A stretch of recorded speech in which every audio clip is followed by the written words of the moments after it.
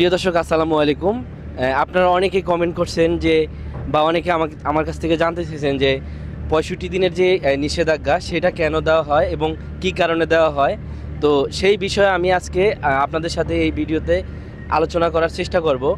তো আমি আসলে আপনাদের সাথে সেই বিষয়ে আলোচনা করার আগে আমি আপনাদেরকে একটু বলে নেই, গতকাল রাত 12টা থেকে শুরু করে আগামী জুলাই মাসের ৩ তারিখ রাত 12টা পর্যন্ত একটানা ৬৫ দিন আমাদের বঙ্গোপসাগরে এই যে ফিশিং ভেসেলগুলো দেখতেছেন, এই ফিশিং ভেসেল বা কাঠের তৈরি অন্য যে বোটগুলো আছে সেই বোটগুলো দিয়ে আপনার সমুদ্রে মৎস্য আহরণ বন্ধ থাকবে। তো এটা কেন করবে সরকার, এটা কেন নিষেধাজ্ঞা দিচ্ছে এই সমুদ্রে এবং কতদিন যাবৎ এই নিষেধাজ্ঞা দিয়ে আসছে? মূলত 2015 সাল থেকে এই নিষেধাজ্ঞা চলে আসছে আমাদের এই বঙ্গোপসাগরে। আর এটা কেন করছে সরকার, আমি যদি আপনাদেরকে সেই বিষয়ে বলি তাহলে আমি আপনাদেরকে ছোট্ট একটা উদাহরণস্বরূপ যে কোনো একটা কিছু রেফারেন্স দিয়ে আমি আপনাদের সাথে সেই বিষয়টা জানানোর চেষ্টা করব। আশা করি ওই রেফারেন্সই আপনি বুঝতে পারবেন। তো এটা নিষেধাজ্ঞা দিছে, যেমন আমি যদি একটা নদীর সাথে এটা তুলনা করি, ধরুন আপনার গ্রামটা কোনো একটা নদীর পাড়ে অবস্থিত। তো ভৌগোলিক কারণে সেই নদীর যেই মৎস্য সম্পদ আছে সেগুলোর মালিক মানুষ আছেন, সবাই কিন্তু ওই নদীর যত মৎস্য সম্পদ আছে সবগুলোর মালিক। তো আপনি যদি ওই নদীতে মাছ চাষ নাও করেন, প্রাকৃতিকভাবেই কিন্তু ওই নদীতে অনেক মাছ বেড়ে উঠবে। এখন আপনারা চাইলে সেই মাছগুলোকে রেখে রেখে দীর্ঘ টাইম ধরে খেতে পারেন, আবার চাইলে বেশি বেশি করে ধরে আপনারা অল্প দিনের ভিতরে বা অল্প সময়ের ভিতরে আপনারা সব কিছু ধরে খেয়ে ফেলতে পারেন। এখন অপশন দুইটা আপনার কাছে, আপনি কোনটা করবেন?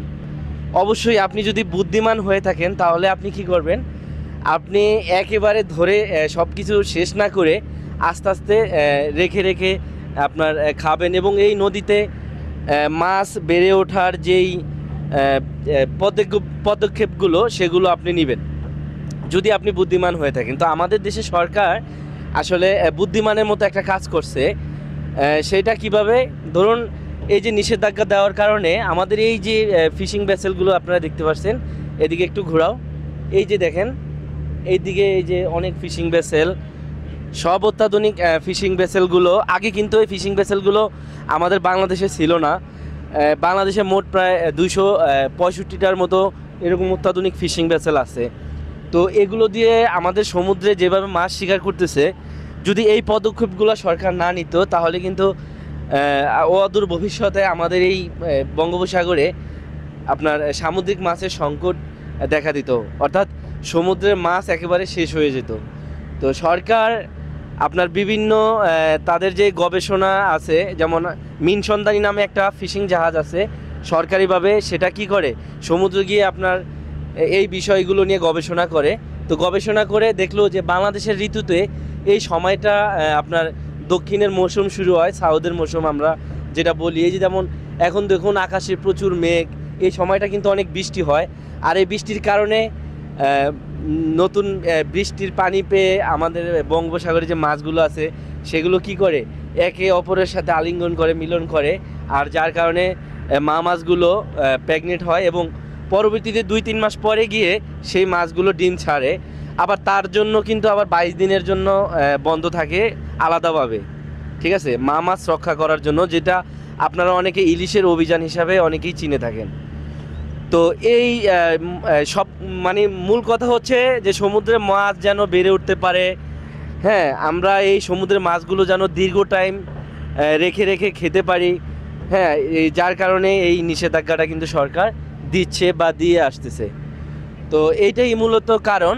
তো আশা করি আপনারা বুঝতে পারছেন দর্শক।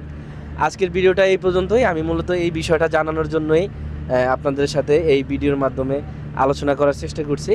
তারপরও আপনাদের যে কোনো মূল্যবান মতামত আপনারা এই ভিডিওর কমেন্টে করবেন। তো সবাই ভালো থাকবেন, সুস্থ থাকবেন, আল্লাহ হাফিজ।